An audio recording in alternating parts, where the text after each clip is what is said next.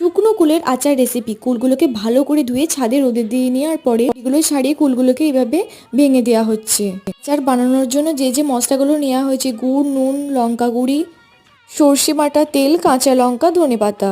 কুলগুলোর মধ্যে সর্ষে বাটা, তেল, নুন, লঙ্কা গুঁড়ি, কাঁচা লঙ্কা, ধনেপাতা, পরিমাণ মতো মিষ্টি দিয়ে কুলগুলোকে ভালোভাবে মাখিয়ে নিচ্ছি। কুলগুলো যদি বেশি পরিমাণে টক হয় তাহলে গুড়ের পরিমাণটা বেশি দিতে হবে, আর কুলগুলো যদি মিষ্টি হয় তাহলে গুড়ের পরিমাণটা কম দিতে হবে। ভালোভাবে মশলাগুলো মিশিয়ে ব্যাস রোদে দিয়ে দিলাম। তৈরি হয়ে গেল 1 মিনিটে শুকনো কুলের আচার। শুকনো কুলের আচার রেসিপি। কুলগুলোকে ভালো করে ধুয়ে ছাদে রোদে দিয়ে নেওয়ার পরে এগুলো ছাড়িয়ে কুলগুলোকে এইভাবে ভেঙে দেওয়া হচ্ছে। আচার বানানোর জন্য যে যে মশলাগুলো নেওয়া হয়েছে, গুড়, নুন, লঙ্কা গুঁড়ি, সর্ষে বাটা, তেল, কাঁচা লঙ্কা, ধনেপাতা। কুলগুলোর মধ্যে সর্ষে বাটা, তেল, নুন, লঙ্কা গুঁড়ি, কাঁচা লঙ্কা, ধনেপাতা, পরিমাণ মতো মিষ্টি দিয়ে কুলগুলোকে ভালোভাবে মাখিয়ে নিচ্ছি।